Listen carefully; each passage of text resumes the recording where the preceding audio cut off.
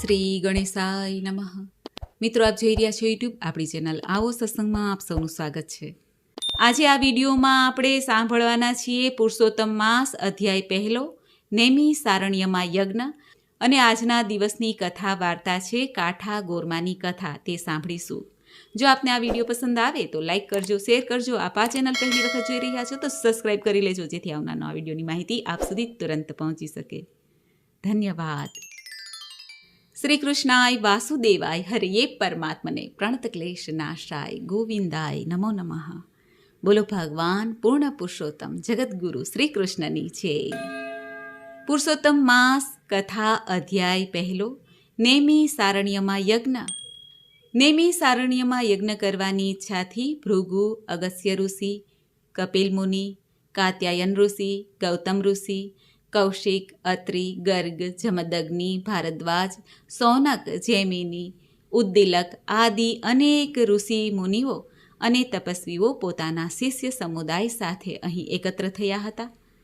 તેઓ યજ્ઞ કરવાની તૈયારી કરી રહ્યા હતા. તે સમયે શ્રી વ્યાસજીના શિષ્ય શ્રી સૂત પુરાણી ત્યાં પોતાના શિષ્યો સાથે પધાર્યા. તેમને જોતા જ ત્યાં એકત્ર થયેલા બધા મુનિઓ એકદમ ઊભા થઈ ગયા. તેમને વીંટળાઈ વળ્યા અને તેમની સમક્ષ કોઈ હિતકારક અને જગતનું કલ્યાણ થાય તેવી કથા સંભળાવવા ઈચ્છા વ્યક્ત કરી. ઋષિમુનિઓની કથા સાંભળવાની ઈચ્છા જાણીને સૂત પુરાણીએ કહ્યું, હે મુનિ શ્રેષ્ઠો, આપની આકાંક્ષા ઘણી ઉત્તમ છે. જેનાથી જગતનું કલ્યાણ થાય તેવો માર્ગ અતિ ઉત્તમ છે.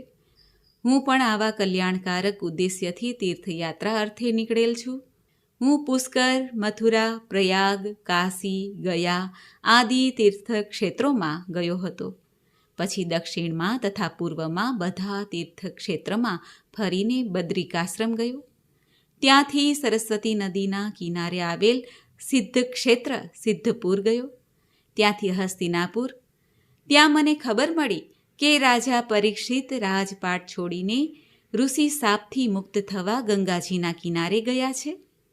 ત્યાં શ્રી વ્યાસજીના 16 વર્ષના દિગંબર અને તેજસ્વી પુત્ર શ્રી સુખદેવજી કથા કહેવાના છે. અહીં અનેક ઋષિ મુનિઓ, તપસ્વીઓ કથા સાંભળવા એકત્ર થયા હતા. હું પણ કથાનો લાભ લેવાના આશયથી ત્યાં જઈને પહોંચ્યો. એક ઊંચા આસન ઉપર શ્રી સુખદેવજી બિરાજમાન હતા. આસપાસ અનેક ઋષિ મુનિઓ અને તપસ્વીઓ સાથે રાજા પરીક્ષિત પણ બેઠા હતા. રાજા પરીક્ષિત શ્રી સુખદેવજી સમક્ષ જીવન મુક્તિ થાય તેવી કથા સંભળાવવા વિનંતી કરી. આ વિનંતીને માન આપીને શ્રી સુખદેવજીએ શ્રીમદ ભાગવત કથાનો આરંભ કર્યો. આ શ્રીમદ ભાગવત કથા 7 દિવસ ચાલેલ. 7મે દિવસે પરીક્ષિત રાજાની જીવન મુક્તિ થઈ તે મેં પ્રત્યક્ષ જોયું હતું.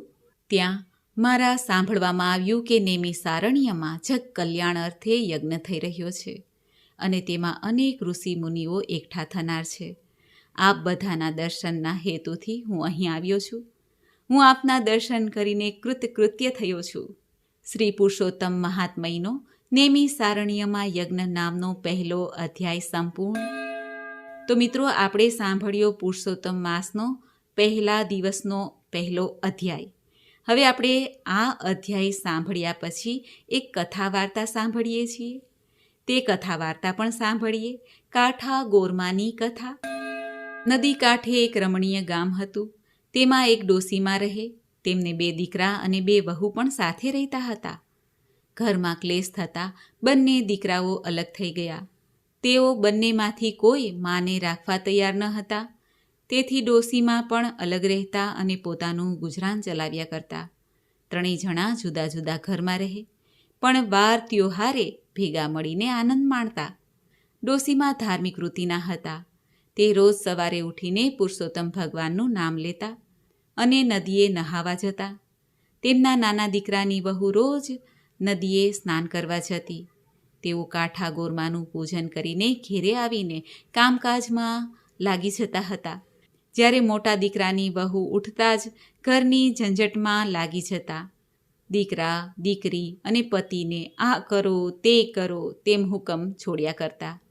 તે 2 પૈસે સુખી હતા. તેથી તેમને પૈસાનું અભિમાન પણ હતું. સાથે કંઈક હતું એથી અભિમાનનો પારો ઓર ચડ્યો હોય. તેને એમ સમજાતું કે ગામમાં મારા જેવું કોઈ નથી. ઉપરાંત બોલવામાં પણ તે તોછડાઈ કરતા. દેરાણી ભોળી હતી. એક દિવસ નદીએ જતાં તેણે જેઠાણીને ઘેર જઈને કહ્યું, જેઠાણી બા, આજે તો મારી સાથે નદીએ નાહવા ચાલો ને. ત્યાં જઈને કાંઠા ગોરમાનું પૂજન કરીશું, પુરુષોત્તમ માસની કથા સાંભળીશું અને પછી ભગવાનનું સ્મરણ કરતાં કરતાં ઘેરે આવી જઈશું. ત્યારે જેઠાણી કહે છે, આ તો નવરાના કામ છે. નાહવાનું તો ફક્ત બહાનું છે, પણ ત્યાં બધા ભેગા મળીને ગામની નિંદા કરતા હોય છે. આમાં આપણું કામ નહીં. મારે તો મારું ઘર પહેલું સંભાળવાનું હોય છે. મારે ઘેરે આવનાર ઘણા, મારા પતિ દુકાનેથી આવે, છોકરાઓ નિશાળેથી આવે, પિયર ગયેલી વહુ આવે, સાસરે ગયેલી દીકરી આવે, સગા સંબંધીઓ આવે, સીમમાં ગયેલ ઢોર પણ આવે. આમાંથી હું આખો દિવસ નવરી પડું તો તમારી સાથે નાહવા આવું ને. તમારે વ્રત કરો, મને તો ધર્મ કર્મ કરવાનો સમય જ નથી. જેઠાણીની લાંબી ચોડી વાત સાંભળીને દેરાણીને ઘણું દુઃખ થયું, છતાં તે કંઈ બોલી નહીં. તે સાસુ પાસે ગઈ અને બધી વાત કરી. ત્યારે સાસુમાએ કહ્યું, જે કરે તે ભરે. ભગવાન મનુષ્યને સુખ આપે છે અને સુખ મળ્યા પછી ભગવાનને તે ભૂલી પણ જાય છે. મોટી વહુ સમજે તો સારું, નહીંતર એના ભાગ્ય પણ ફૂટેલા જ છે. કાંઠા ગોર મારી જે તો ધન ધાન્યનો પાર ન રહે અને ખીજે તો કોઈ નાય નહીં. આમ દિવસો વીતી રહ્યા હતા. દેરાણીના દિવસો પુરુષોત્તમ ભગવાનના ધર્મ ધ્યાનમાં જતા હતા, જ્યારે જેઠાણીના દિવસો સાંસારિક કામકાજમાં અને ઝંઝટમાં વીતતા હતા. તેની પાસે ધર્મ કરવાનો વખત જ ન હતો. એ તો સગા વહાલાને રીઝવવામાં પડ્યા હતા. દેરાણી તો રોજ નદીએ નાહીને કાંઠા ગોરમાની વાર્તા સાંભળતા અને ધર્મ ધ્યાન કરતાં કરતાં કાંઠા ગોરમાં દેરાણીને ઉપર તો રીઝ્યા અને ઘણી સુખ સાહ્યબી દીધી. બીજી બાજુ પુરુષોત્તમ ભગવાનનું અપમાન કરનારી જેઠાણી ઉપર તો તે કોપાયમાન થયા. કાંઠા ગોરમાના કોપનો પાર ન રહ્યો. તેમણે જેઠાણીને શાપ આપ્યો. આથી પેઢીએથી પહેલાં તો પતિ ગાયબ થયા. નિશાળે ભણવા ગયેલા છોકરાઓ ઘેરે પાછા ન આવ્યા. દીકરીના સાસરિયા કોપ્યા, તેથી દીકરીને તેની મા પાસે જવા ન દીધી. પિયર ગયેલી વહુ પણ પાછી ઘેર ન આવી. કોઈ સગા વહલા ન આવ્યા. સીમમાં ગયેલ ઢોર પણ પાછા ન ફર્યા. આમ અણધાર્યું બનવાથી જેઠાણી તો હેપતાઈ ગયા. તેના શોકનો કોઈ પાર ન રહ્યો. તેને પોતાની ભૂલ સમજાઈ. તે દેરાણી પાસે પહોંચી ગયા અને પોતાના દુઃખની વાત તેણે દેરાણીને કરી. દેરાણી પણ ભોળી હતી. તે તેને સાસુ પાસે લઈ ગયા. સાસુમાં તો ઓટલે બેસીને માળા ફેરવતા હતા. ત્યાં તો જેઠાણી આવીને સાસુમાના પગે પડી ગયા. વાર્તાલાપ કરતા કહેવા લાગ્યા, માં, હું તો લૂંટાઈ ગઈ. મારો તો પતિ ગયો, મારો પુત્ર ગયો, ઢોર ઢાખર ગયા, સવડા નાખું ત્યાં અવડા પડે છે. માટે કંઈક રસ્તો બતાવો. તમે કહેશો તેમ હું કરીશ. ત્યારે સાસુએ જેઠાણીને કહ્યું, મોટી વહુ, તે જાણીએ અજાણીએ પણ પુરુષોત્તમ ભગવાનનું અપમાન કર્યું છે. આથી કાંઠા ગોરમાં તારા ઉપર કોપાયમાન થયા છે. તેથી તારા બધા કાર્યો અવડા થાય છે. આથી કરીને તું પુરુષોત્તમ માસનું સ્નાન કર, ધર્મ ધ્યાન કર, કાંઠા ગોરમાનું પૂજન કરીને એમને વિનવણી કર, ભૂલથી ક્ષમા માંગ. હવે મારી એક વાત સાંભળ, ધર્મ થાય તો કરીએ, પણ ધર્મનો અનાદર કદી ન કરીએ. ત્યારે જેઠાણી રડતા રડતા બોલ્યા, માં, હું સાવ આંધળી છું, અજ્ઞાની છું, ધર્મની વાત જાણતી નથી. અજાણતા અનાદર થયો છે. હું કોઈ દિવસ નદીએ કાંઠા ગોરમાને પૂજવા ગઈ નથી. મારે ત્યાં જઈને શું કરવાનું? ત્યારે સાસુમાં કહે છે, બહુ, એક થાળમાં પૂજનની બધી સામગ્રી લેવી. તેમાં શ્રીફળ, પુષ્પ, ચોખા, સોપારી, કંકુ, અબીલ, ગુલાલ, ધૂપ, અગરબત્તી મૂકીને હાથમાં પૂજનનો થાળ લઈને ખભે ચૂંદડી નાખીને ઢોલીને લઈને થોડી સ્ત્રીઓ સાથે બાજતે ગાજતે નદીએ જવું. ત્યાં જઈને પુરુષોત્તમ ભગવાનનું નામ લઈને સ્નાન કરવું. વસ્ત્ર બદલીને પુરુષોત્તમ ભગવાનને પ્રાર્થના કરવી. પછી કાંઠા ગોરમાનું પૂજન કરીને કાલા વાલા કરવા અને કહેવું, હે ગૌર્યમાં, હે ગૌરીમાં, હું અજ્ઞાનતાને લીધે તમારો મહિમા સમજી શકી નહીં. આથી મેં તમારા વ્રતનો અનાદર કર્યો. હવે મને મારી ભૂલ સમજાઈ ગઈ છે. તમે મોટા મનવાળા છો, હે માં. મારા ઉપર પ્રસન્ન થાવ, મને સુખ શાંતિ આપો. મારા ઉપર આવેલ આપત્તિ દૂર કરો. જેઠાણીએ સાસુની શિખામણ માથે ચડાવી. તે સાસુના પગે પડીને કાંઠા ગોરમાને પૂજવા જવાની તૈયારી કરવા લાગી. દેરાણી જેઠાણી સાસુએ આડોશ પાડોશમાંથી ભાવિક સ્ત્રીઓને લઈને ભેગી કરીને બધા એકસાથે બાજતે ગાજતે નદીએ નાહવા ગયા. ત્યાં નદીએ સ્નાન કરીને કાંઠા ગોરમાનું પૂજન કર્યું. કથા વાર્તા સાંભળી ક્ષમા માંગી. કાંઠા ગોરમાનું પૂજન કરીને જેઠાણી જ્યારે ઘેરે પાછા વળ્યા, તેના હરખનો પાર ન રહ્યો. કેમ કે પતિ પેઢીએથી ઘેરે આવી ગયા હતા. છોકરાઓ નિશાળેથી આવતા દેખાયા. થોડી વાર પહેલાં જ પિયર ગયેલી વહુ આવીને ઓસરીમાં ઊભી હતી. સાસરેથી દીકરી પણ આવી પહોંચી હતી. સીમમાં ગયેલ ઢોર આવવા લાગ્યા. સગા વહાલા પણ આવી પહોંચ્યા હતા. આમ ચમત્કારિક રીતે આ બધું બનવાથી જેઠાણીજીએ કહ્યું, હે ગૌરીમાં, તમારી કૃપાથી ગુમાવેલું મને બધું પાછું મળ્યું. હવે હું પુરુષોત્તમ માસનું પૂર્ણ શ્રદ્ધા સાથે વ્રત કરીશ.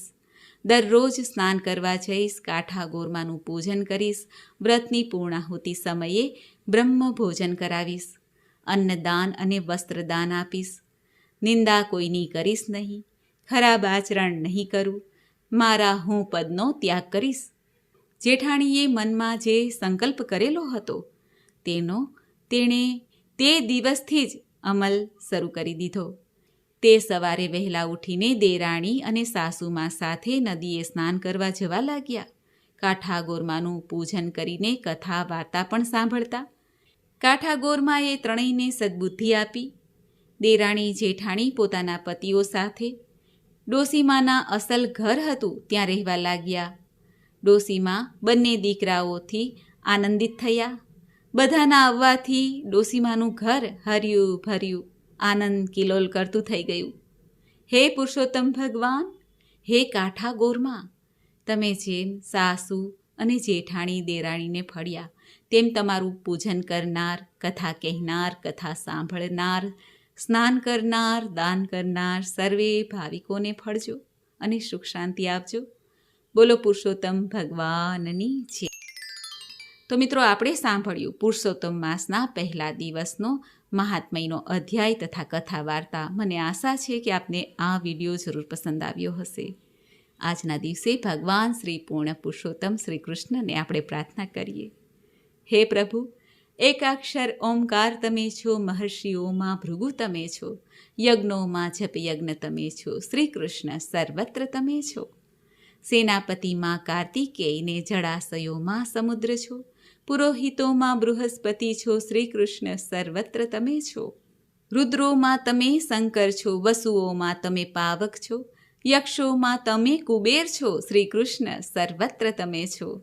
હાથીમાં ઐરાવત તમે છો, અશ્વોમાં ઊંચે શ્રવા છો, ગાયોમાં તમે કામધેનુ છો, શ્રી કૃષ્ણ સર્વત્ર તમે છો. પિતૃઓમાં સૂર્ય અર્યમાં પવિત્ર કરતા પવન તમે છો, ધર્મરાજ યમરાજ તમે છો, શ્રી કૃષ્ણ સર્વત્ર તમે છો. શસ્ત્રધારીમાં રામ તમે છો, દૈત્યોમાં પ્રહલાદજી તમે છો, કર્મનું ફળ દેનાર તમે છો, શ્રી કૃષ્ણ સર્વત્ર તમે છો. માસોત્તમમાં માર્ગશીર્ષ તમે છો, ઋતુઓમાં ઋતુરાજ તમે છો, તેજસ્વીનું તેજ તમે છો, શ્રી કૃષ્ણ સર્વત્ર તમે છો. યદુવંશભૂષણ કૃષ્ણ તમે છો, પાંડવમાં અર્જુન તમે છો, દ્વેપાયન શ્રી વ્યાસ તમે છો, શ્રી કૃષ્ણ સર્વત્ર તમે છો. જે કંઈ શોભાવાળું છે, ઐશ્વર્ય ઓજસવાળું છે, પ્રાણને બળમાં ન્યારું છે, એ રૂપને તેજ તમારું છે, સૌને મોહિત કરનારું છે, સૌને સુખ દેનારું છે. વૈષ્ણવજનને પ્યારું છે, શ્રી કૃષ્ણ એ નામ તમારું છે. બોલો ભગવાન પુરુષોત્તમની જય. મિત્રો, મને સાંભળવા માટે ધન્યવાદ. આપ સૌને મારા જય શ્રી કૃષ્ણ.